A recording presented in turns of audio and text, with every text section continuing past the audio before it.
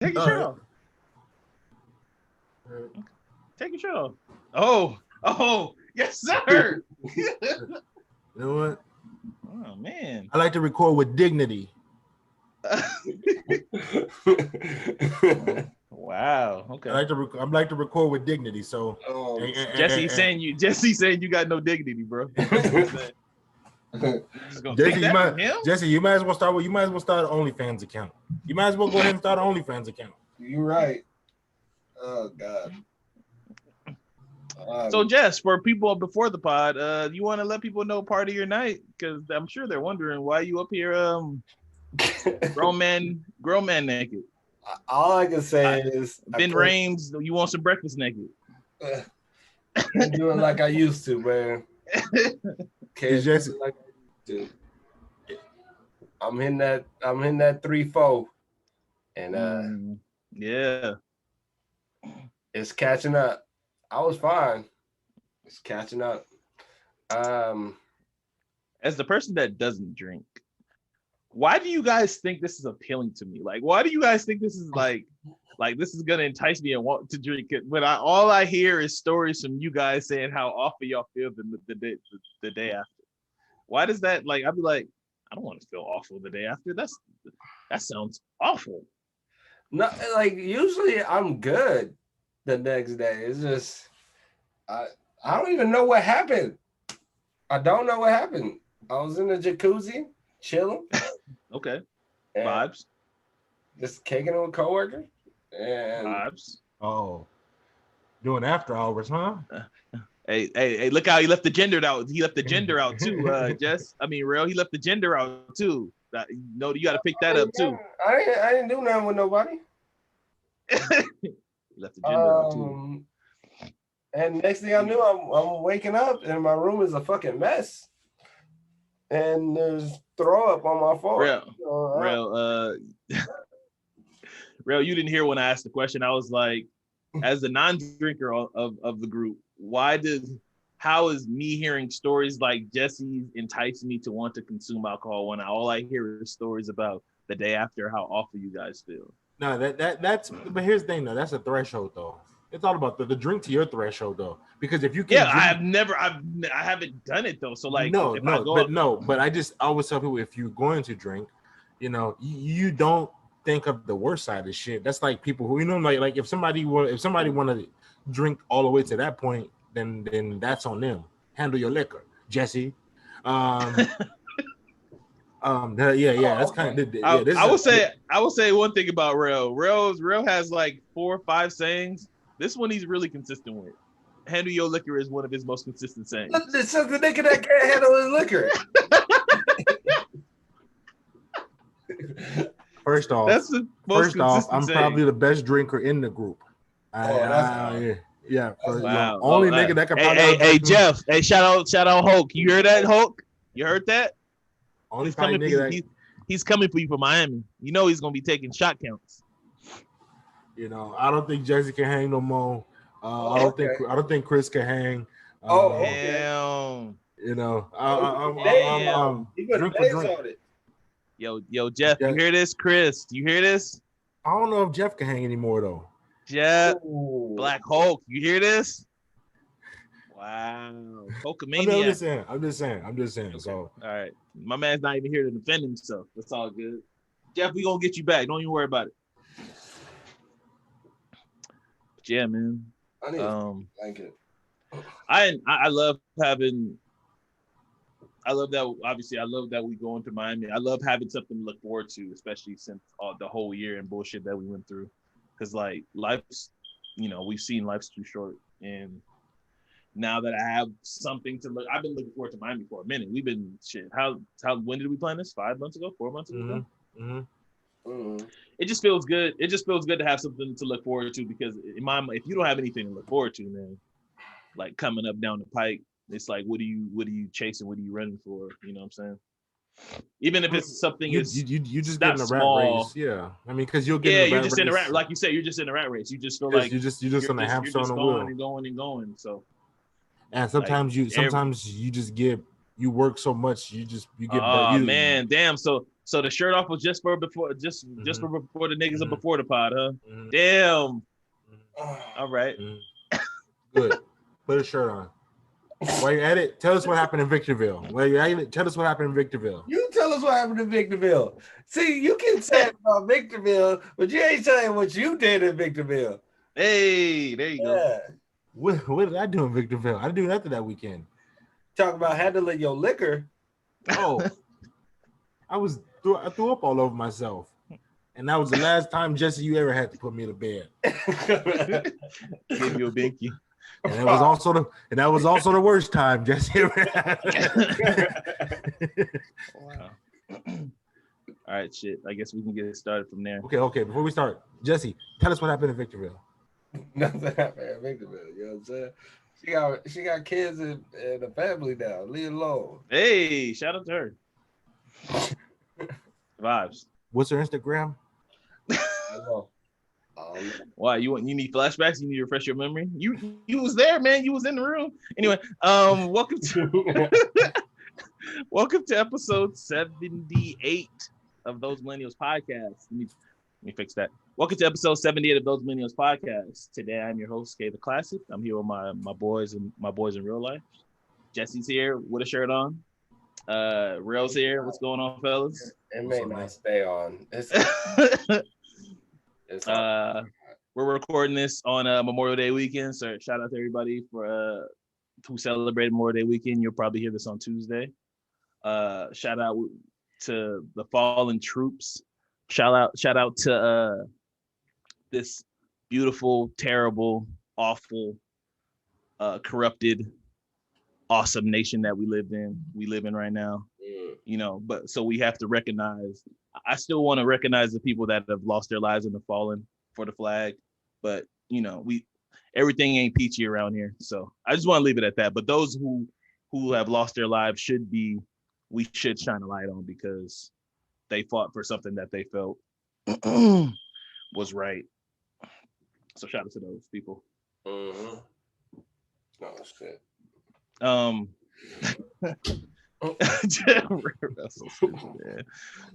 You don't want anything to that, Rev? Feel like you wanted to say something. You good? No, you gonna leave that alone? If I got nothing to say, good. Don't say nothing at all. Okay. I thought I kept it 100. So like I said, it's Memorial Day weekend. Oh, go ahead. Go ahead. All I can say is, support those that come back, and yes. They're struggling. It's not easy. 100% for them, so we can be patriotic, but it's not just waving the flag. It's making sure right. because they're doing something, they volunteering to do something that we are not willing to do. So right, 100%. Yeah, give back to them. Yeah, look out for the troops, man. All right, so a lot has happened this weekend, so we're probably not going to be able to cover it all. But I did want to highlight and talk about the Verzuz that happened yesterday. I know you guys didn't catch it.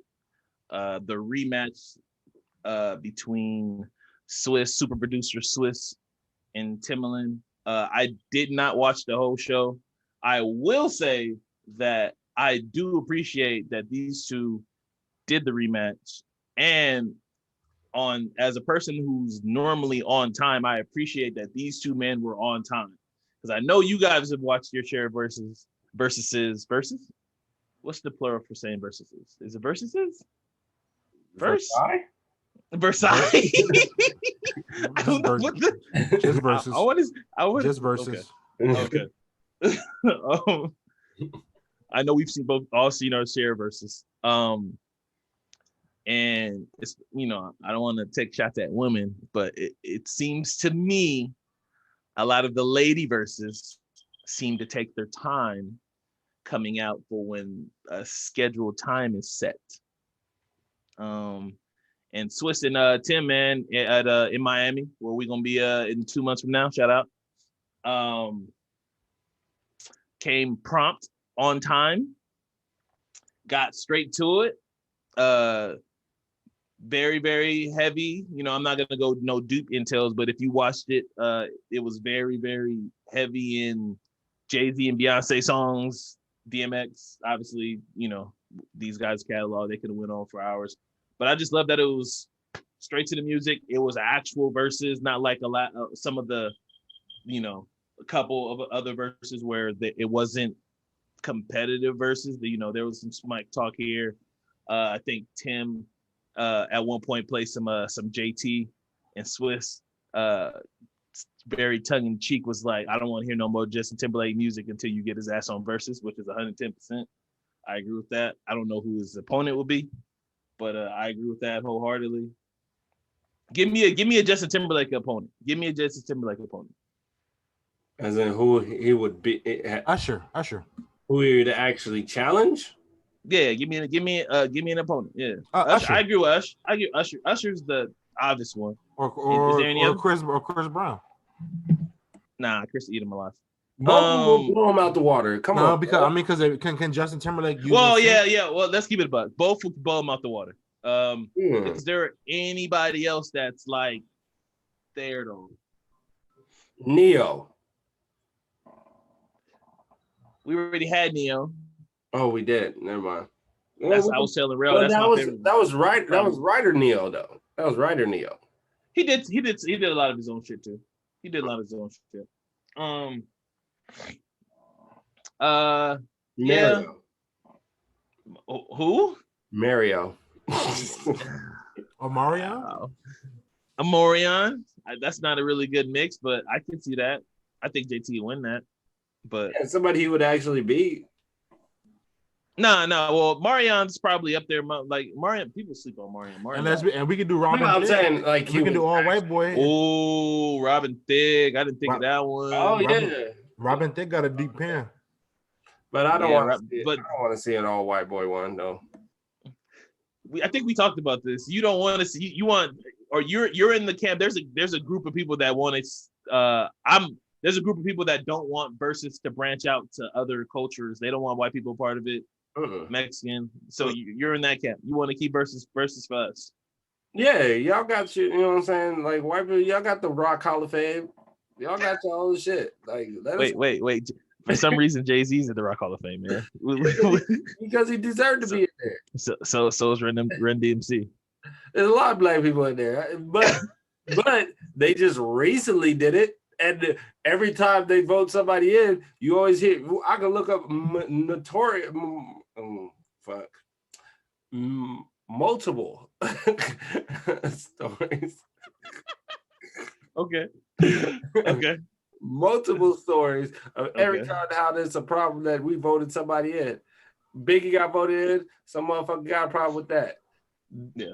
Pop got voted in, motherfucker got a problem with that. And the only reason they put him in there is to get more people to watch the fucking Hall of Fame. Fuck all that. I think LL Cool J's in the Rock Hall of Fame, which I kind of agree with too. He's in there, right? Yeah. Yeah, I think. But they're all as writers, not really as their music. Right. So okay. Oh, good. So yeah, this is ours. We created it for us. This is look, y'all can watch, but this is like this is one of those things where I treat it as one of those things where it's like a lot of times in the moment or in time they didn't get the true recognition they deserve. Like a lot of these artists should have been above the world, but it's because of the controlling powers of it. You know what I'm saying? Like didn't get them to that point. Or you go back in time in hip hop, like I say 2000 is when hip hop really like crossed the threshold in the sense of like being the most popular music.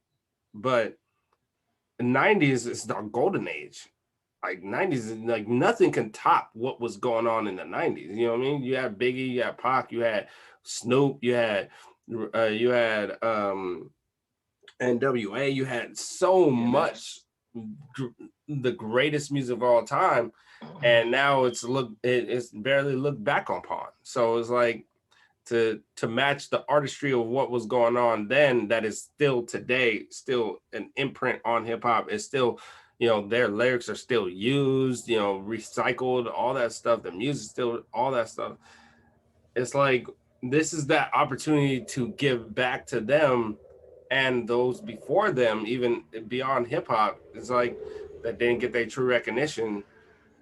That this is an opportunity to do that, and us to look back and like, oh shit, that was like dope. So you know what I mean? You know, this was that, and to, you know, white people get that all the fucking time. Like, you know, we still hear, like, I go into work and I still hear 80s music. Oh, you know what I'm saying? Like, I still hear they shit all day. Like, we don't get that type of replay. So that's I agree. I will say, so you say all that, so that part I 100% agree with. But I think Rel said this a couple pods ago.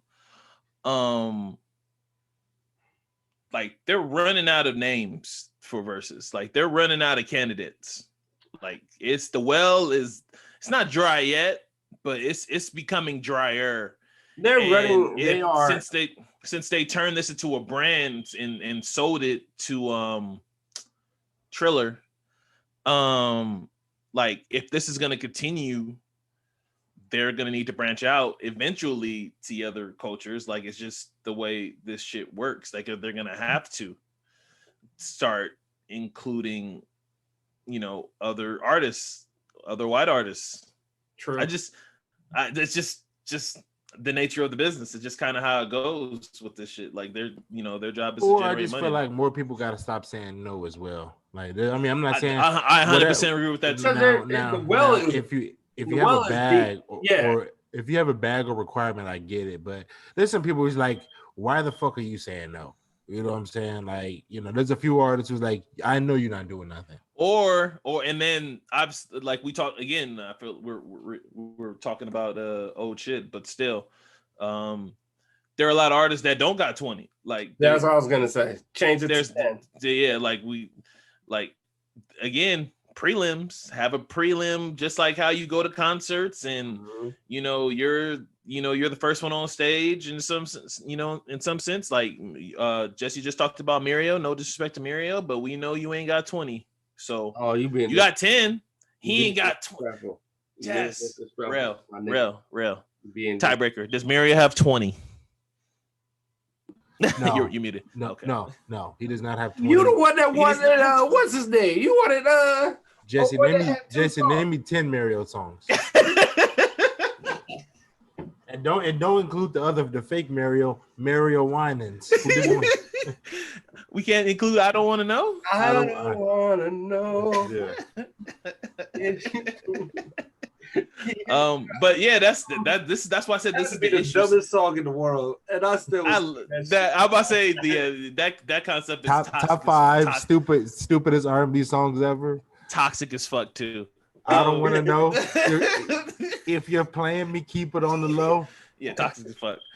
Just enabling and toxicity. Anyway, yeah, this is the problem with 20. And like I said, Verzuz has a good bad problem. They get plenty of views. I'm sure they're raking in money. I'm sure yesterday, they was able to rent. I forget what club they were in Miami. I should have known that. But they was able to hold down a pretty decent sized club, and there was a whole bunch of people in there.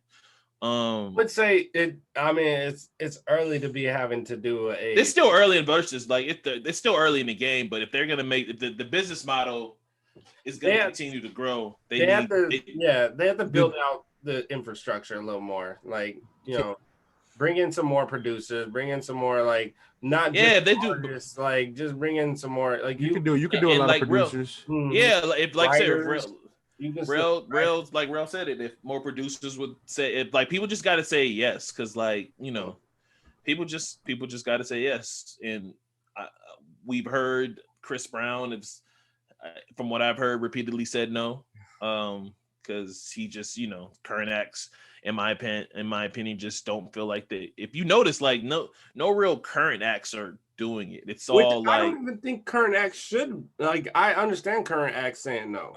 I understand that more. It's like it's more for those that, to me, the legacy, the generational ones, the ones that like oh, I thought you you thought you forgot, but like I feel it. I mean, but here's the thing though. Honestly, I think now it's becoming such a flowers given moment now that I think is I don't see why artists should be any kind of artist that had like a good 90s run with a catalog. We should do like they should do like a just maybe a R&B versus like where it's like men versus women or groups or what I'm saying. But I'm just saying I just think especially you look at the streams, it's even proven that every time they do a new artist that does versus their stream numbers go up. People start digging into their old catalog. I don't, again, like I said, I don't know why Jesse says he understands why current acts don't do it. Like, if it's all about that, but again, well, it makes sense because you don't get all that money, but all the older acts are jumping on because you own more of your masters, as you can own your own shit. It's like I would jump at the opportunity to have my streams jump. Flowers while you still alive. That's what I mean. 100%. Think about this. DMX passed not too long after his verses. Yep. He would have just passed, and right, we wouldn't have got the chance to celebrate. A lot of people would have honored him and everything, but we got one last opportunity. Like, to me, a lot of this is being able to see a concert that I didn't have the opportunity to see when I was younger, or I just never got the opportunity to see, and that's what I love about it. I go back and watch that DMX versus Snoop, and it's like I sit there and watch it like it's a concert and just get hyped over the songs they play. So, to me, it's like, given that opportunity to get your flowers while you're still alive is what I believe. And just cement your legendary status. A lot of people, they come and go and we don't even know what they up to, or they still be touring, but in small venues. And it's like, this is a great opportunity to keep them relevant or bring back to relevancy. I wish Jamie would do a versus Jamie Foxx. Does Jamie got 10? Does Jamie have 10? He got 2 good ones. He got 3 good albums. We don't need B cuts and C cuts, bro. I mean, his whole first album was pretty much A cuts. And his features. True. His features. Going to feature bag. I agree with that. All right, so all this versus talk. So over the past couple weeks, the talk on the rumor mill was there was a potential versus between these two titans of the game of the 2010. One of them was a little earlier than that, but one way earlier. Way earlier.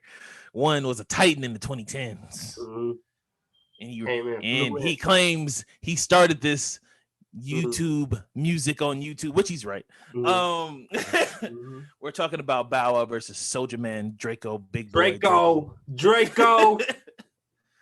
I think the latest news on this is that they came out and announced it. It has not been announced on the versus calendar and on their social. They did a live. They did a live together where they was talking about it. Talking about some of the stuff they had planned for it. And then since then, Bow Wow's come out and said that he's not talking versus until he sees a contract in front of him. Oh God, that's also the problem with versus. Yeah, 100%. Want to get paid. So in this theoretic versus that we're not even sure is possibly gonna happen because motherfuckers don't know how to look over contracts and just be like, I'm not getting any money, let me try to get some money. Who do you have in a Bow Wow versus Soulja Man, Soulja Boy, Big Draco versus Rel? I think overall, Bow Wow had more commercial hits. Bow Wow was more radio play. But I would say if I had to pick somebody, I would pick Bow Wow. I mean, even though Soulja Boy's influence is it's up there, but if I had to pick who had, I mean, it's like picking the worst of shits. Because I mean, wow, both of them. I mean, they had influence, but I'm just saying, you gonna act like you never bopped to Soulja Man or Bow Wow's track before? My favorite Bow Wow song is "Fresh as I'm Is." Okay. Yeah. All right, Jess. Who you got in this bout? This heavyweight bout between these titans of the rap industry. You know what I'm saying? All I can say is I hopped out the bed. That's what I be thinking about, man. Like, keeping a buck with you. whatever Bow Wow plays against Turn My Swag On is gonna take an L. 100%, at least for me. Whatever Bow Wow plays Turn My Swag next On. to Turn My Swag On, it's gonna hit different, bro. It's gonna hit different. I'll say this: yes, Bow Wow has more. He has more of a. But to go with the fanfare, and this is gonna sound misogynistic. It is misogynistic. It's They already claim us of doing that. Continue though. He's gonna have more women on his side in the sense of that. He ain't gonna have a lot of men. Oh, this is definitely gonna be a women versus. The women are checking. It's gonna be 70-30 as far as people are gonna check this out. In my opinion, and maybe that's misogynistic, but I feel like it's gonna lean way more women checking this versus out than men. Yeah, so Bow Wow will probably win on that point. He does have more hits. He did it longer. So but all I can say is hop out the bed, turn my swag on. And we all know Soulja produces tracks, but for me, like, and Soulja has a current hit right now too. I can't think of it off the top of my head. Oh, She make it clap. She make it clap. Yep. I don't know. Like, what is Bow Wow's biggest hit? Yeah, I don't think he has anything that. I don't know what's his biggest hit. The one with Sierra? No, I would think it's probably Bow Wow. His first single, the one with Snoop. You think that's his biggest hit? Now you're tripping. It's definitely not that. I think the one with Sierra. I would just keep it on. I'm be honest with you. I think Bow Wow's pretty trash. So, I mean, that's not far-fetched. Oh, shout out to you. So, okay, this is not 100% accuracy, and this is not sketched in stone, but this is based off what Apple has as the most request Bow Wow song. It is Like You with Sierra. Yeah, I figure it gotta be that one. Right behind that one is Shorty Like Mine with Chris Brown, and then right after that is Out of My System. Is what? Out of My System with T-Pain.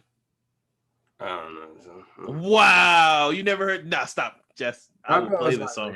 It's not even clicking to me right now. Oh, okay. I was about to say, there's no way you've not heard this song. Yeah, I don't. What is that? Based off that, that's his biggest track. I don't know. I think this. I mean, I don't know what other verses they have down the pike. The list that they had a while ago, we were all surprised that I don't know about you guys, but when they talked about the rematch, everybody was thinking it was Teddy Riley and Babyface again for the third time. So it was kind of surprising when they came out like 3 weeks ago and announced that it was Tim and Swiss again. But I also think they did this to show you how a versus is supposed to be. Like, again, being on time, being prompt, literally having a back and forth. Yeah, no, look. The reason why I think it's a good idea, like they did it was before. Obviously, this was the catalyst of it, but it was before it even and it was like pretty exclusive to be able to see that. You know what I'm saying? Unless you watch the recorded part of it. But so for them to do the rematch is definitely something that was. Oh no, they did it for a versus, but it was kind of like it was still, it wasn't even in its. Like it was still in its genesis of it. So before they made it an actual thing. So it's good that they did do the rematch because it's like now you actually have more people like really you have. And they're in person. Obviously, they're in person. Before it was all quarantine. So as of right now on the versus calendar, Memorial Day weekend, obviously that was the last one that they had. All the rest, the other three that they have left up on their calendar that they've shown us. One is completely blurred out. It just says TBA. And then the other one is right under that. It says Ladies Night and it's TBA as well. And then they have another one and it's not announced yet. So that's what we got for versus. I'm saying the well's dry. Like, again, then obviously we know why they do TBA because they don't want another situation where somebody backs out like Maxwell. So I get it why they got to do it like that. So.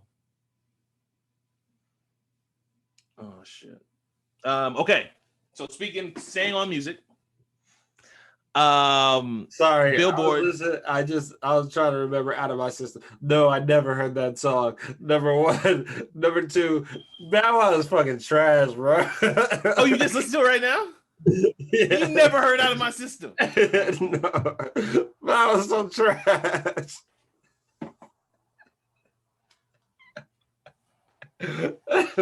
Real. I think the liquor's winning. I think the liquor's winning on Jesse. I think the liquor's winning. I think it's 1-0. Out of my system. I think it's 1-0. I'm pretty sure Jesse's heard that. I think it's 1-0. Liquor's winning on Jesse right now. That nigga's so trash, bro. Never heard Out of My System. I'm not even gonna go for that. Anyway, all right, moving on. Oh god, he's so bad. All right, so Billboard recently had their awards and announced and had Drake as Artist of the Decade, which is a big congratulations to him. Shout out to Drizzy Drake.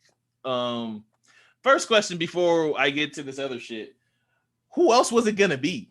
To be honest with you, like there was like if you had to pick, like again, I was struggling with this too. If you had to pick somebody other than Drake, who was going to be the second case? Like, I wish they would show the list. You know, for MVP, they show you 1, 2, 3, 4, 5.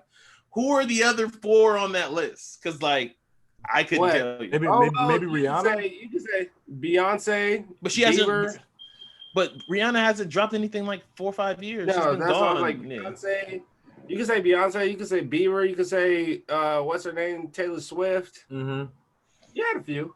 Yeah, but Taylor was gone for a minute too, and she didn't drop anything. But for obviously, decade. We talking about like the decade. So if we're talking about the 2010s, like which artists? Yeah, most selling like albums. Which art? Like I'm just trying to think who would be second place. Third. I would think it'd be Taylor Swift. I don't know. I think Taylor Swift. No, let me stop being disrespectful. It would be Beyonce. Beyonce should actually be number 1. But she was. No, when I think of artists of the decade, I don't just think about their peak of when they drop. Like art, like if we was to go through the whole 2010s, Drake dropped something with him in it the whole 2010s.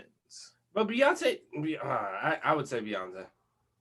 You still say Beyonce? Yeah, Beyonce, yeah, easily. Easily is tough. No, easily Beyonce. Now I'm interested. How many albums did Beyonce drop in 2010?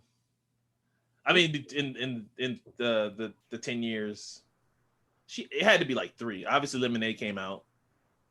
Nah, she got Birthday. And easily Beyonce.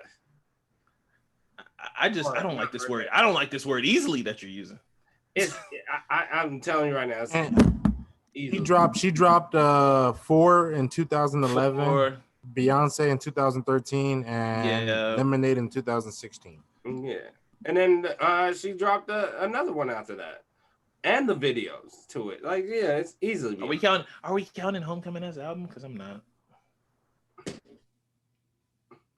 We counting that as album? Are we? I think it is. It doesn't come on her discography, but I think it's okay. Okay, so I only had issue with the word easily, but if she's definitely in the discussion. I'll agree with that. But that was my only question. Like, who else was it gonna be if it wasn't Drake? You know what I'm saying? All right, so I brought that up to bring up the meme that's been going around with the Mount Rushmore of the current hip hop right now, where it's Kendrick, Cole, and Drake. And then it has a question mark for the 4th person. So there's been a lot of discussion on the internet about who that 4th spot should belong to. From the comment section of certain posts that I will say, certain people feel like it should be Nicki Minaj. I've also heard Future. I don't necessarily disagree with those people. I have somebody else in mind, but I would have to look at their work. But Jesse, who do you think warrants that 4th spot in the Mount Rushmore of current music hip hop right now. So I don't know, but I do know it ain't Future.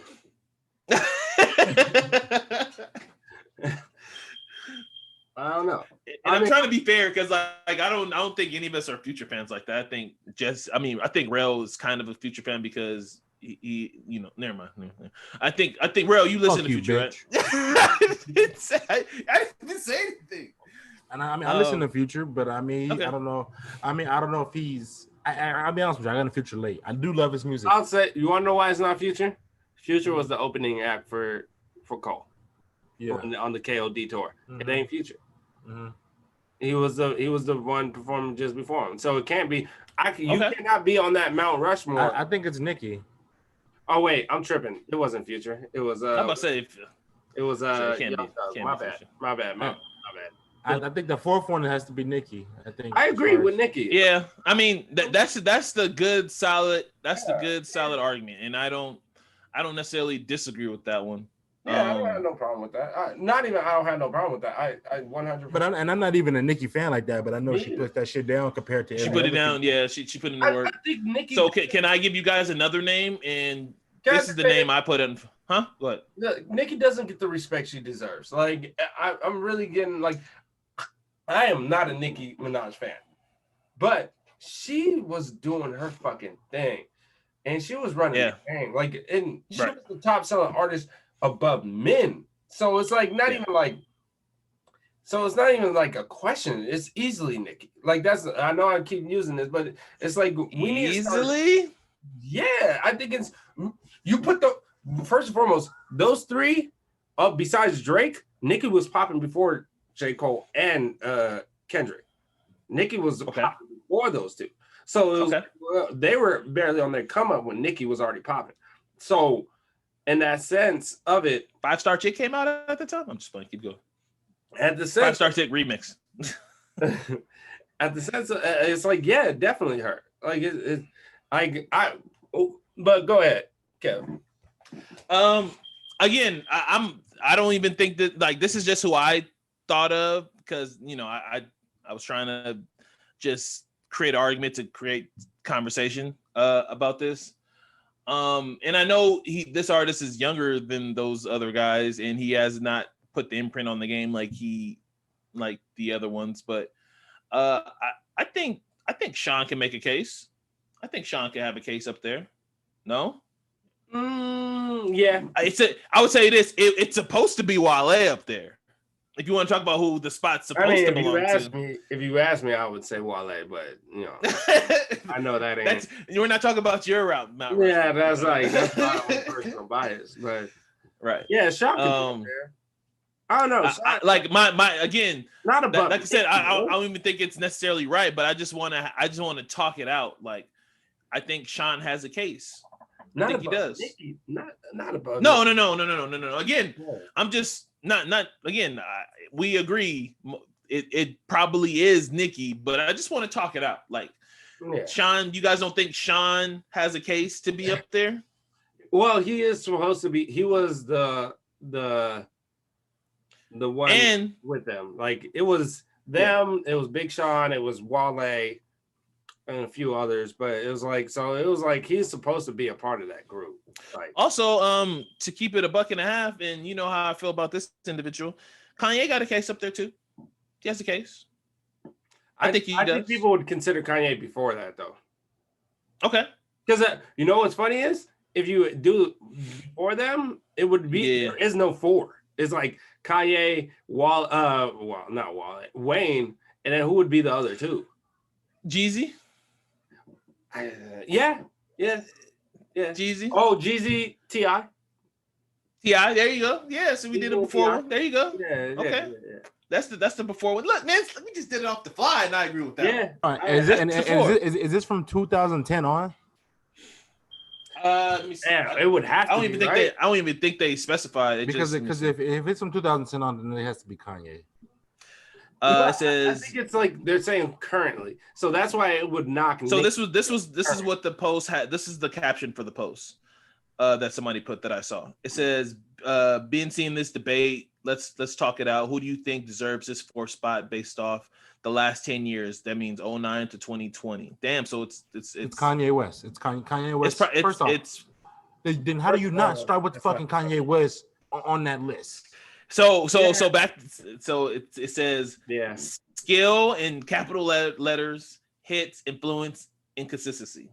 Consistency is the one that hit different for most of the that's again, what even that would drop. Consistency is the one that then it's Kanye West. Yeah, it's Kanye West, and then you can almost you start with Kanye, then everybody else after that. But so you don't agree with Jesse that if there was a rap Mount picture this before the Mount Rushmore before would be him on it? You don't Kanye agree would with most that? likely still be on it. He'd still be on both sides. Yeah.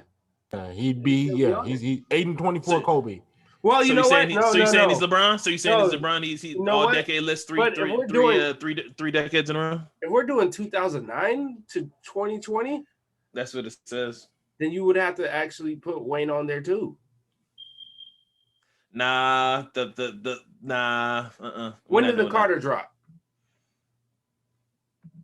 Carter 3.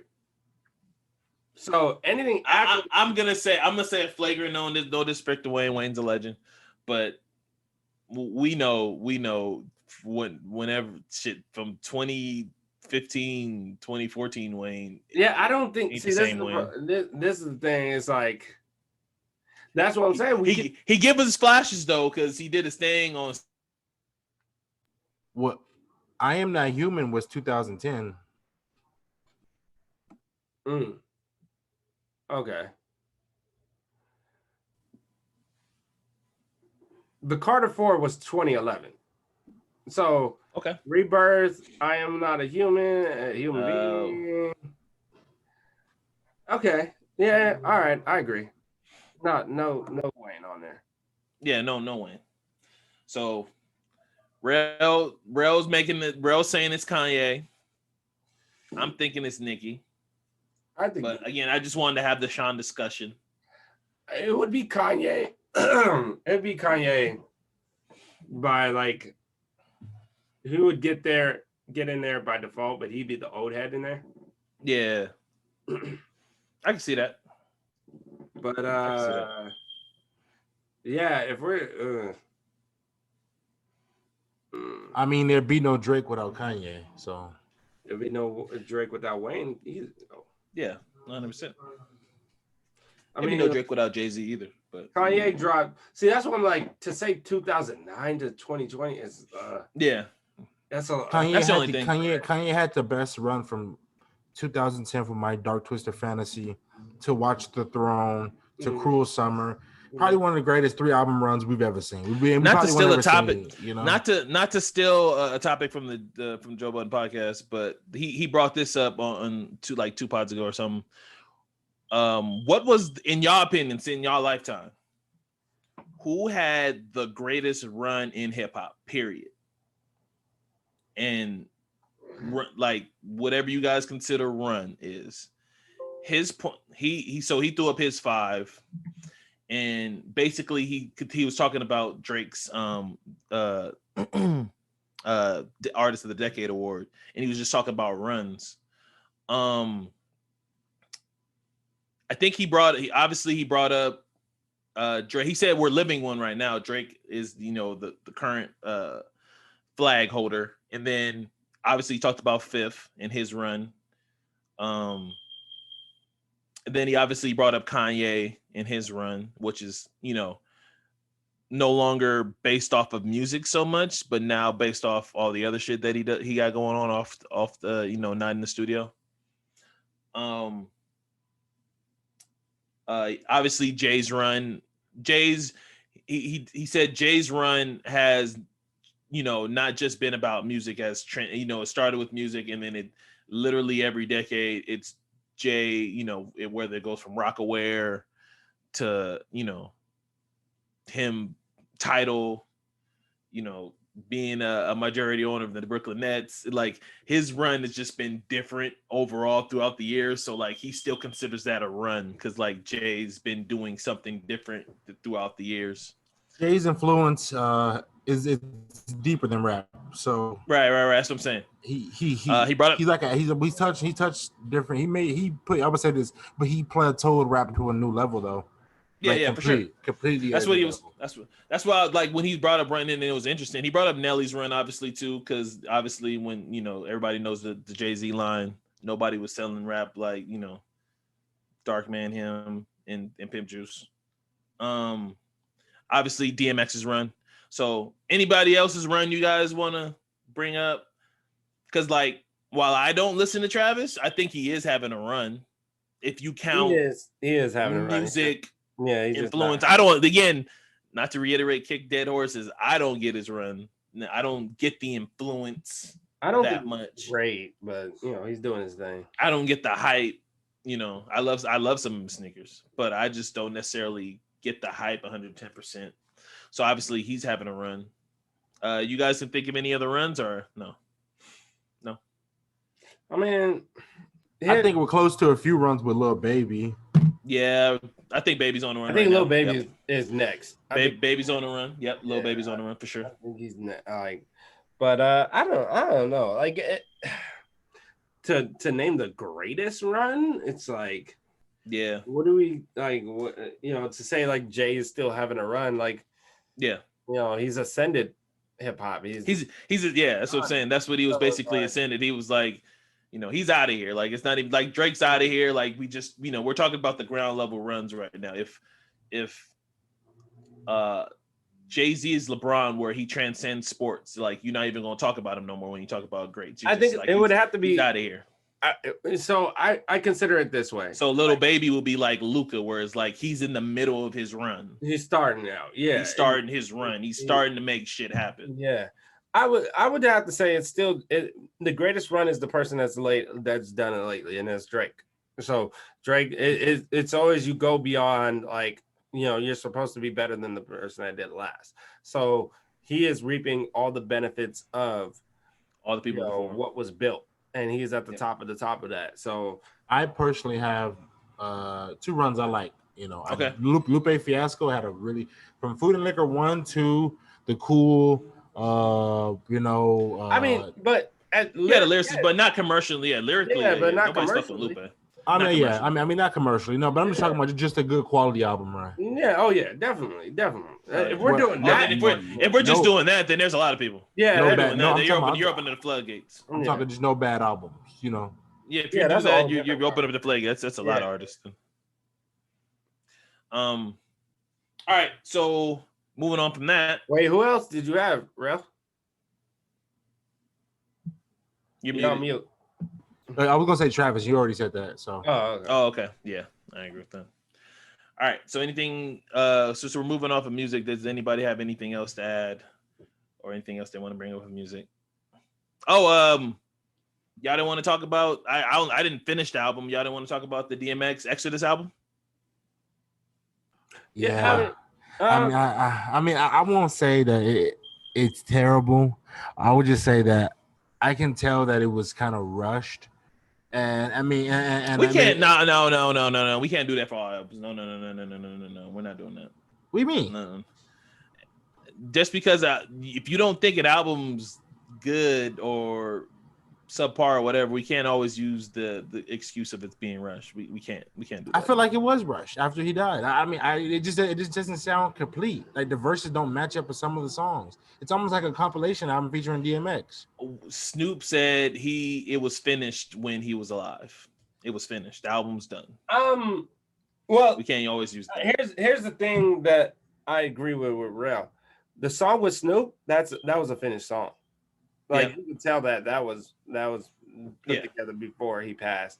Yeah. So a few songs do sound like not even a few, quite a you could hear in the later half of the album that those songs were actually already made. So in the first half of the album, like the first song sounds like that one was already made. It just I kind of feel like it seems like it needed a little more work on that first song, but I ended up enjoying it. Can I talk about my little critique? Because I know obviously y'all probably listened to it front to back. I didn't even finish it. What's up?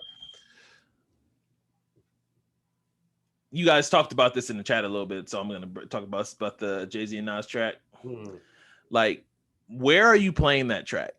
That boat horn is so fucking annoying throughout the song. You know what I'm talking about, right, Jess? Like that, like nobody's bumping that in their car. Like it's such it's such an annoying sound for a fuck, especially for it to be continued. I could understand if it was after every 8 or after every, maybe even every 4 bars, but it's like literally after every 2. Come on now, like that shit is annoying. It's almost unlistenable in my opinion. If you're like listening in the car, like if you're listening to headphones, it's probably fine. But if you listen to the car, it's like, and maybe this is old man me, just being an old nigga, not wanting to hear weird shit. Again, I'm no artist, you know. But I just found that shit very, very fucking annoying throughout the song. Like it just was, bro. Like, am I being honest? No, but Swiss beats are always known to have like, you know, like a weird sound. Yeah. I mean, and I just, here's the thing. I'm gonna keep it a buck, and it's no shade to Swiss. I don't need Swiss producing a whole album anymore. I just don't. And I like Swiss, but he's good for a song, maybe not a whole album. I mean, even the track with the locks, he threw me off. Like, you know, like who wants to hear this for? I don't care. Who wants to hear this for a whole track? Give me a sec. I need to lay down for like 2 seconds. Hold on.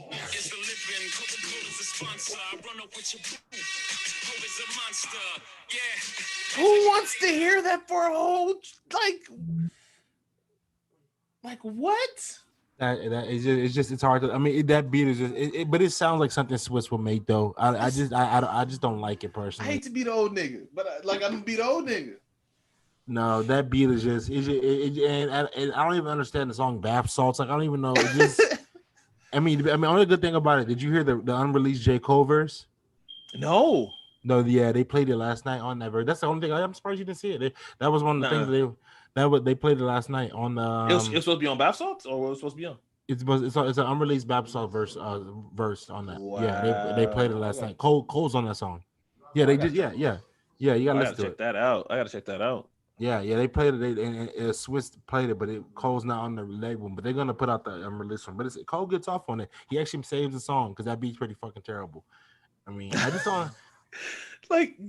Now I had to refresh your memory on the beat, huh? I had to refresh your memory. It's fucking bad, bro. Like, it just, I don't know. Like, it's like nobody wants to hear that, bro. Like, whatever.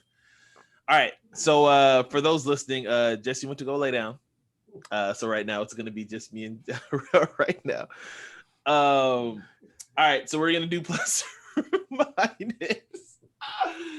Obviously with plus or minus, plus means you like it or agree, minus you don't fuck with it or no. Plus or minus, real. Obviously plus or minus basically all NBA shit. Hold on. Oh, he's back. Oh, Jesus Christ! I need that.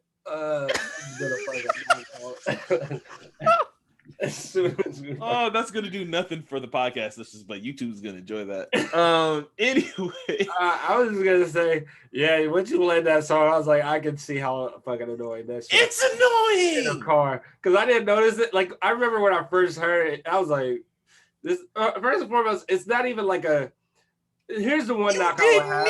Why did you need it? Here's the one knock I have, and it's like, you know, it's a knock where I can't necessarily knock it, but it's like, yeah, you want to see DMX's growth, but there were songs on there that was like, I'd rather DMX go that route versus trying to make him sound like more. That was the one where it was just like, they did their thing on the beat. Like DMX didn't do bad on the beat, and then he showed his ability on there. The verses were cool, but like, I didn't want to hear it after a while. It just didn't hit for me, and it's meant for the club and everything, but the beat was really bad. Yeah, no, the Moneybag Yo one is meant for the club, and that one actually I should like that one. One's good. Yeah. I like that one. All right, so plus or minus,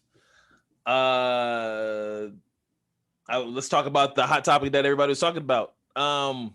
What can the NBA do about fans that are coming out of the pocket? Yesterday we obviously had the Kyrie Irving situation where a fan in Boston took the liberty to throw a water bottle at Kyrie as he was exiting the building, as in the tunnel. Jesse did not see this.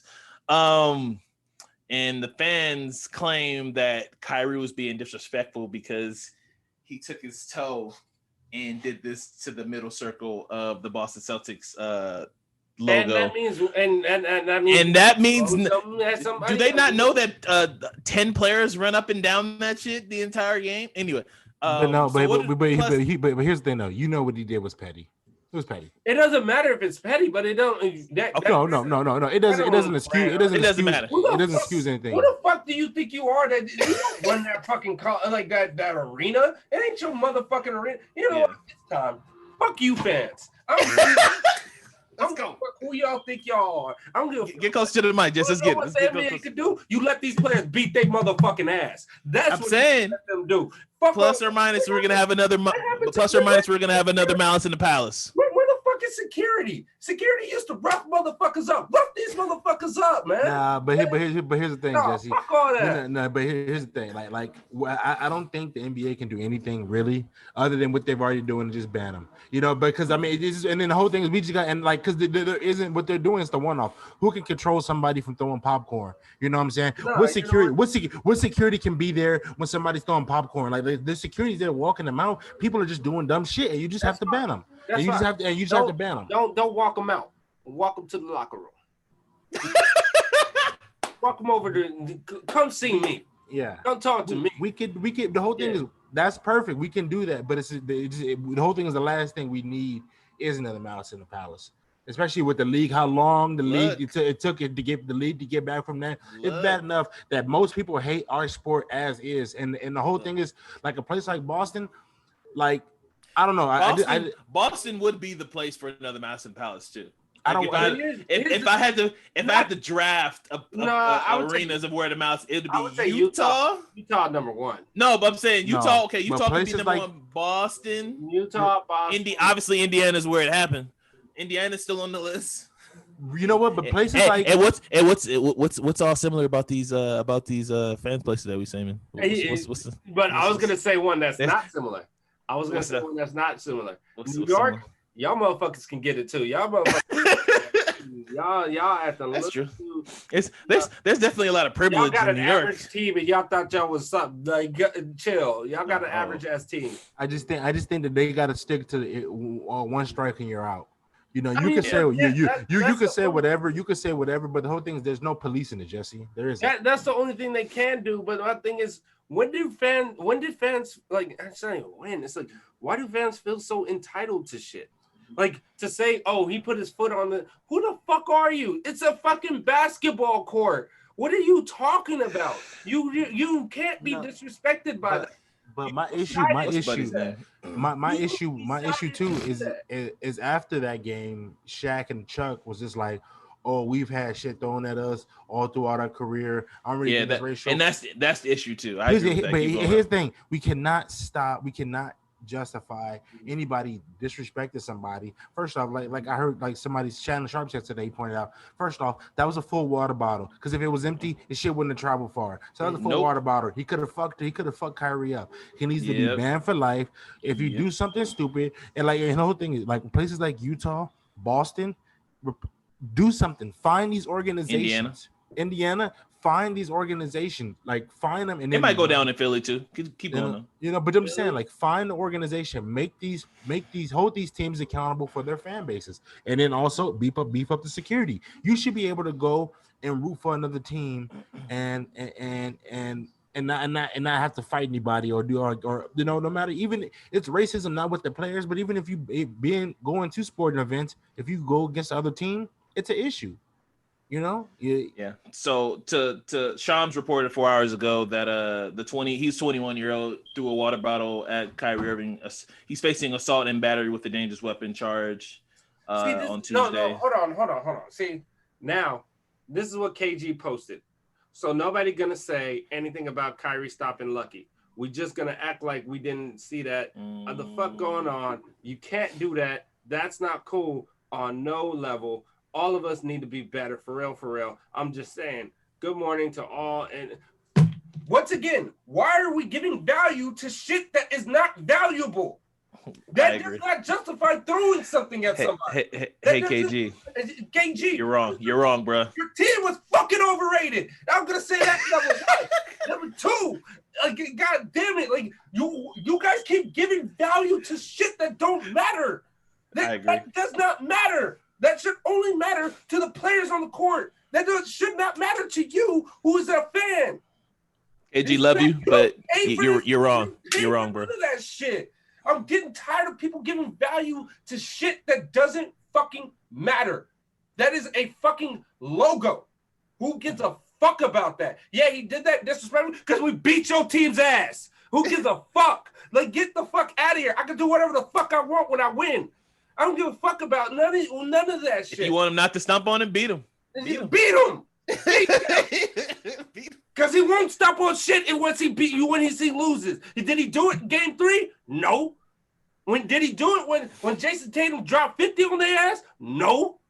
So shut the fuck up. Stop all of that. Stop all that bullshit giving excuses. And it's one of those things where you say, yeah, Shaq and Chuck, I need you to stop giving people the benefit of the fucking doubt because you had a good life. You want to know why you had a good life? It's because you had something to offer them. You have something to give to them. You had something that gives them value. You made money for them. That's why you had a good life. You were a 6'8" basketball player that was one of the greatest in the world. That is why you got what you got. Stop saying, oh, white people are not that bad. That is racist. You need to stop doing it because I have yet to see it happen to a white player. And when you guys say it happened to you, why do you think it happened to you? Why do you think it happened to you? Stop doing it on a basis that is not that. Stop. It always comes down to race. Always. I don't give a fuck what nobody says. Because are they going to do that to what's his name that's on Charlotte now? They're going to do that to old boy that Gordon Hayward? No, hell no. You going to do that to Gordon Hayward? Because Gordon Hayward had a terrible run in Boston too. Y'all going to do that to Gordon Hayward too? Or no, you're going to justify him being injured. You're going to be like, oh, he sure as hell not doing that to Al Horford either. Yeah. No. No, but overall, I just think that, like they gotta keep banning them, and then nobody can justify anything. None of this shit no more. Like we can't justify and say nothing's not racist no more. When everybody gets mad at these NBA players, and the first thing they bring up is how much they make when they have an opinion. You know what I'm saying? Or they're too opinionated. Especially somebody like Kyrie, who he lives his life. Like shit weighs heavy on him. So I just think that. Especially like that can't happen anymore, and we need to just hold these people accountable. I will say this, and then we can move on to the next plus or minus, even though you guys didn't answer. The fact that Kyrie Irving is a victim in this circumstance, which he is, and he's looked at right now with kid gloves after all the dumb shit he's done this season and petty shit that he's done in his career. Just says a lot about what's going on in America and what's going on as far as the reopening of these buildings. Because obviously this is not an isolated incident anymore because it's happened 3 times now since the playoffs started, since they let fans in. All right, so for plus or minus 2, I got a trade for you guys. I didn't think we'll be here, but I feel like I'm finally here. Rel likes doing this. So who says no, Rel? CJ McCollum for Paul George. Who says no? And why they say no? Clippers say no. Probably Clippers say no? Clippers say no because you're not getting the same defender. At the end of the day, Paul George is he's still a two-way bunny. So you know what I'm saying? So he still can go both ways. The Clippers say no because you lose value. We probably throwing something else, maybe a little Zach Collins. Has anybody seen Zach Collins? I've seen Zach Collins. Nobody's seen him. That's what I'm saying. We're not throwing Anthony. We're not throwing Anthony Simons to get that out of here. Give us who is Zach Collins? Little. Give us Little. Nah, I like Little. No deal. I'm not hanging up off the phone. I think this helps out both teams. So, in my opinion, again, this is me as a Blazer fan. I hate to make Paul George look like one of these figures again, but handle him with kid gloves, I should say. He needs probably another change in scenery. Keep it a buck with you. He probably does.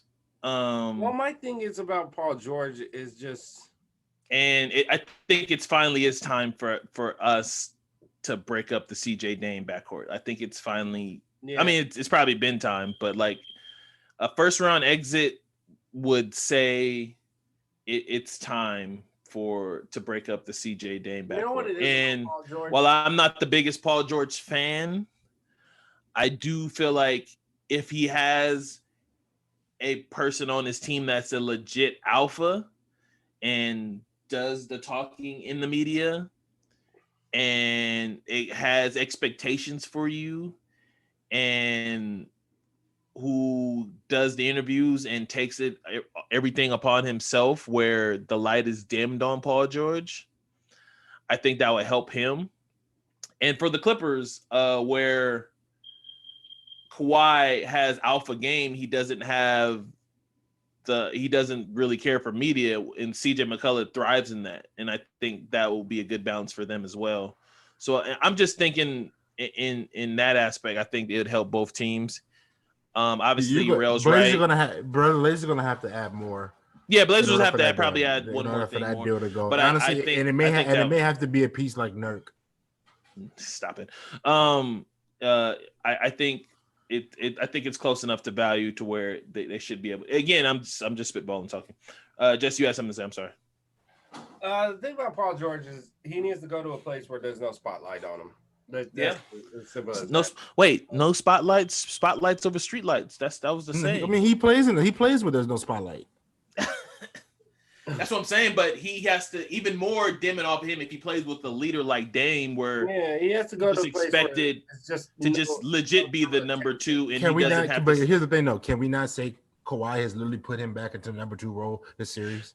No, yeah, but I agree with that. But Kawhi doesn't talk to media, so even if you being number 1 and number 2 are just not on the court stuff to do. You have to deal with off the court shit. You know what I'm saying? Like you have to. Being the leader is dealing with the media and saying, I fucked up. This was my fault. Like, here's what I feel. Like, the Clippers took a backseat this year. Like, a lot, they did go under the radar for all as a good team and being from LA because they kind of quieted down they shit. But, I just, he needs to be in a spot where going 6 for 16 will be fine. Like, and when you have a Dame on your team and going 6 for 16, you're fine. When you're on the Clippers, that's the LA team that's supposed to be, this top team because you guys are matched up together. You guys talked all that shit.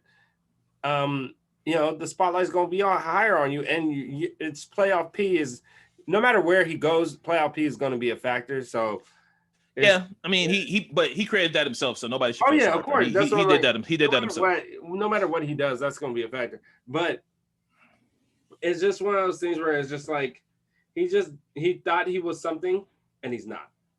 And that's 100%. It. And he needs to just, and to me, it's just better off if he does go to Portland. Like if that was a thing, I would say that's a good trade. I don't know if CJ's younger too, and Paul's a little older. So again, I think if you really think about it, it is a little it could be equal value, and maybe Portland has to throw something in, maybe a second. I would say this. I think it's more likely that y'all would get into the Kawhi race if the shit was to go sideways with the Clippers than that.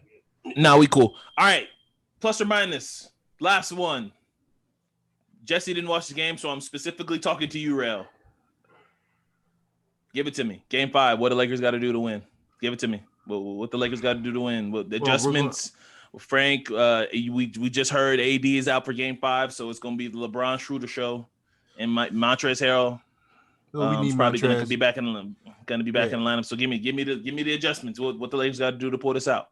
I mean they can't shoot as bad as they do from 3, but we're not a great 3-point shooting team to begin with. We do need KCP back. They're just I don't know. Like I really wish this rotation stopped looking like the 08 Cavs with Isaiah Thomas because this rotation is just all over the place. He's cleaned it up. He's cleaned it up in the last. What we have to do. Game 1 and Game 2, it took a while for him to figure out. Don't play THT. If we win Game 5, it just has to go. It has to be a LeBron virtuoso. I'm talking about 36, 10 and 10. You know, and that's what we. And that's the only way we're gonna. And if AD costs this series, I'm telling you right now, I'm looking at. I'm holding off on the statue. I don't think LeBron has that in him for a game 5. I'm gonna be real. Did you Maybe see off game the 7. backboard? Did you see off the backboard what he did? Year 18? Yeah, I saw that. Saw the bunnies? Year 18? All right. So without boring people, I think the Lakers are playing really well on Devin Booker. They're forcing him to shoot over the top, forcing him to shoot the mid range. Devin, if I was the Suns, and this is me putting on my, I'm not rooting for the Suns in the series, obviously. I'll tell Devin Booker to shoot more threes. I think he's only shooting attempted 5 threes per game or 4 threes in the series. He's way better of a shooter than that. I know he wants to. I know Kobe's his guy, and then Devin Booker he's good at all 3 levels, but I feel like he's shooting a little bit too much mid-range shots. I think he needs to shoot more 3 balls. But I think Dennis Schroeder has to play really well in this series again, with like he did in game 2. I think they need more from him to uplift. Jesse, I got beef with you. I got some beef with you, and you didn't watch game 4, so we probably wouldn't be able to have anything much to say about this, but Kyle Kuzma has to play well, and I know for the first, I was going there. No, let me take it. Let me take it. Let me take it here real quick. Let me take it here, and then I'll let you go. Well, I would admit Kyle Kuzma has struggled offensively in this series with his jump shot. I do think there is such a thing called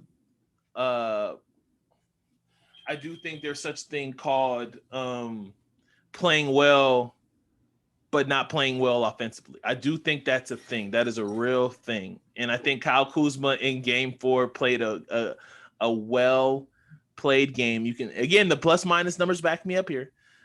He played really well. That's cool. But he just not play well offensively. That's and cool. Again, he just didn't knock down jump shots, but he's tipping everything. He's active. He's like, besides him and Wesley Matthews, they're the most active fucking Lakers on the fucking court. And I'm sorry, now it's Caruso. It's literally Caruso, Wesley Matthews, like their hands are everywhere. They're the one that's getting the tip balls, getting the loose balls, doing all the dirty man shit that, everybody's not doing. So again, for game 4, I would say, while the numbers don't say Kuz played well, his play, if you watch the game, he played well. It's not all about the numbers. It's not all about the counting stacks. Now, Jesse, you go. Rail, you're muted. I just need a second, but I need somebody to step up tomorrow. And I don't know who it's going to be. I don't know if it's going to be a Dennis game. I don't know if it's going to be a Drummond game. I don't know if it's going to be a Kuz game, or even the good twin, Markieff Morris. So I need somebody to step up tomorrow, and I don't know who it is, because Dennis hasn't played bad this whole series. He's played well. No. I was watching it with Carolyn and my pops. I was saying, as much as I hate that dude, he's been doing his thing. He's played well. Somebody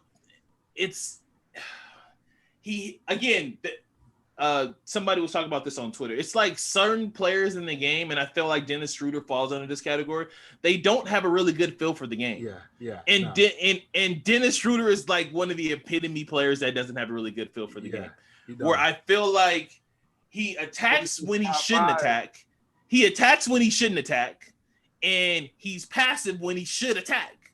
It's like he literally does the opposite. I mean, he's a guy that thinks he's top 5, but not even top 10. Like, of course, he ain't got no feel for the guy. Lost on him. It's like, okay, Dennis, this is when you should be aggressive. When Brian and AD are off the court, this is your time. Run the pick and roll.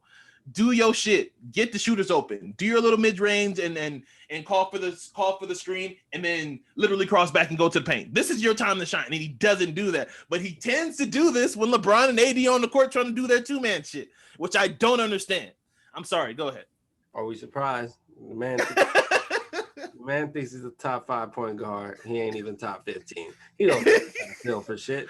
That man wants to get paid too. Go ahead. Yeah, he do. He want to get paid like he's CP3, but he ain't even CP7.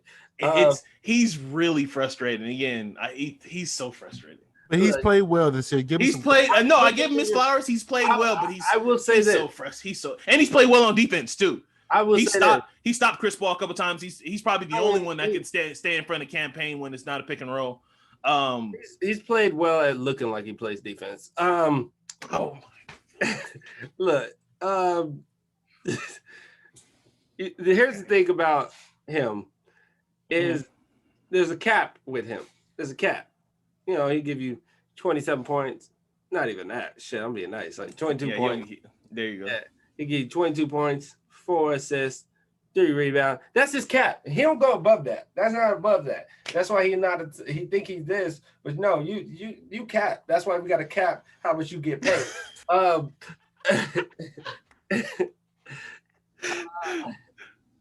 He doesn't think he needs a cap for how much you get paid. He doesn't think he needs a cap. Come on now. Here's the thing about Kuzma. Yeah, give me the Kuzma. Give me the Kuzma shit. And I'm gonna put this on the record. I'm gonna say this. You know what I'm saying? It's for all the Laker fans. You know what I mean? Yeah. Remember when there was a big trade that we made? And I had said, like, hey, we could have put Kuzma in there and kept Brandon Ingram. No, we couldn't have. Brandon Ingram got to go. He had to go. He was the centerpiece of it. But motherfuckers was like, no, we can't trade Kuzma. We can't trade Kuzma. Kuzma's next. Kuzma is next. Don't do that. Don't do that. Don't do that. Don't do that. Don't do that. Don't do that. Don't do that. Kuzma's the third guy. Now we're praising. We were saying that. We were saying Kuzma was the third guy. We're praising Kuzma for doing something. That's what we're praising him now. That is, it went from he's the third guy to he got a rebound. Oh, that was a nice a sequence for Kuzma. That was he hit the ball. Jesse, do you not understand the difference in the role that he had to play? Yeah. Fuck that. He comes off the bench. He's supposed to be that sixth man that they were thinking of. And now his whole role has changed because they can't rely on the guy. He's so inconsistent. I agree. I'll agree with that. I'll agree with that. The CO is inconsistent. It's Kyle Kuzma. That is what it is. like that is it. Like I'm sorry. But see, okay, so Jess, every Laker, including Anthony Davis, is inconsistent. LeBron has his inconsistent games too. Like all these guys are inconsistent, right? I'm sorry. All these dudes are. Is that an excuse to be inconsistent? No, that is not. That doesn't give you this excuse that we praise. My point is this: I'm not him. I would imagine for him being the player that lasted the purge of being traded for Anthony Davis. He didn't last. Goodbye. He's the player that lasted. What you mean? He's the only one that, out of all the baby Lakers, he's the one that's still there. We did it during the trade deadline. They didn't want to give up Kuzma. They didn't want to give up Kuzma. And what is he? I will say this. The Lakers, if I'm the Lakers, I'm pissed that we didn't do if THG was the roadblock from stopping Kyle Lowry being a Laker, don't get me started on that. If the Lakers lose in the first round, somebody possibly should lose their job for that. Let me keep it a buck with you. Bruh. If that was the roadblock to stopping Kyle Lowry being on your team, look, and I said that when it happened because we can go back and listen to rewind the tapes. Rel disagreed, and Rel was like, "No, we got to keep THG." And I was like, "For Kyle Lowry, we're trying to win this year, right?" No. Kyle Lowry helps you win right now. Look, I'll say this: there's two things that happened in the NBA that were just really bad. Pat not trading Tyler Hero for not giving up like Tyler Hero. Yeah, that probably looks bad now for Miami for not trading Tyler Hero. I agree with that. Because even up to that point, after the season he had this year, well, I mean, again, they're coming off the blindness of what he did in the bubble, where he looked at exactly. It was a blind. I don't even know how to describe him. You didn't want to give him up for Bradley. He looked like Kyle Korver with a crossover with He looked like Kyle Korver with handles. That's what he looked like.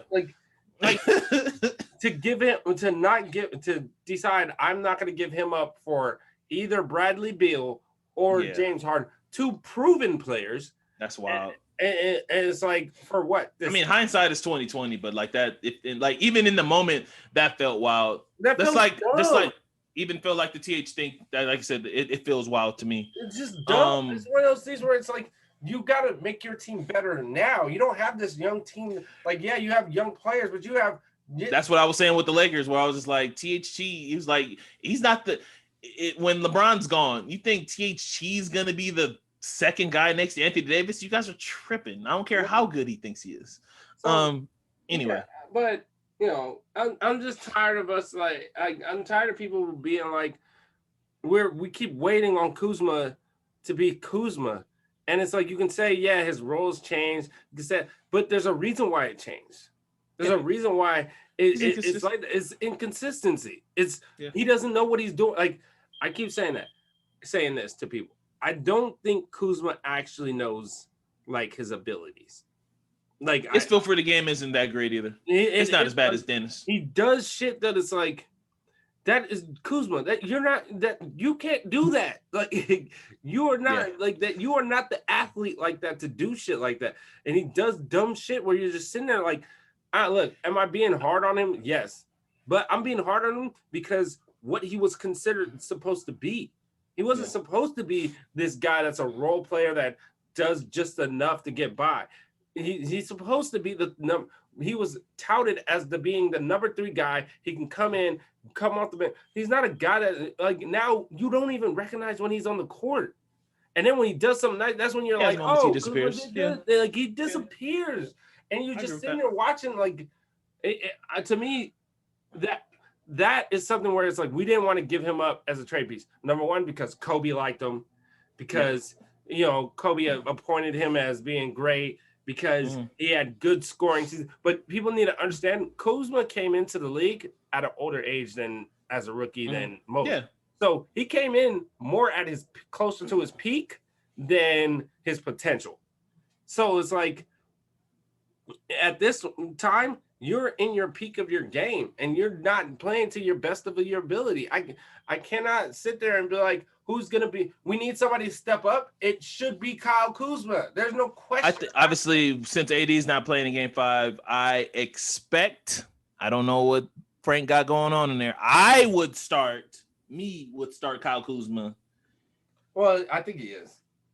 I would start Kyle Kuzma because if you try that, because there's no way you could put Montrezl Harrell and Drummond on the court at the same time. Like that's a strategy for disaster. Also, when did DeAndre Ayton fucking rim protection look like prime Roy Hibbert? Like, what the fuck is happening? Like, everybody, including LeBron, like, they're deterred to go to the rim because DeAndre Ayton. All you have to do, because Kyle Kuzma did it yesterday, where he drove, and it was a clear lane. DeAndre Ayton, it probably would have been either it was going to be a violent dunk on or a violent block, because he was a step behind. And I was like, if you go up to dunk this, it's a foul or a dunk. Yeah, that's something.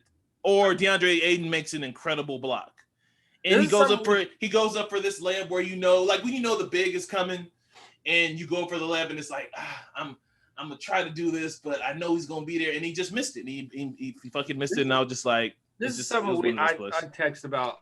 What is going on nowadays that you get to the basket and you don't try to score, and you just pass it out? Like, what is going on nowadays where they're just not taking the easy shot? Like, look, I know there's, analytics. I know there's, you don't want to get the foul and all that. I'd rather you get that versus let me pass it out, another pass.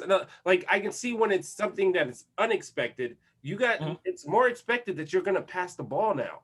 You know what I'm saying? Like, and it's especially for some players. It's like LeBron will get all the way to the basket and pass it out, and it's like and look to pass, and look to pass. That's what Rel was trying to get at, where he says in Game 5 he needs LeBron to be aggressive. LeBron, which I expect, but I don't think you're going to get Game 7.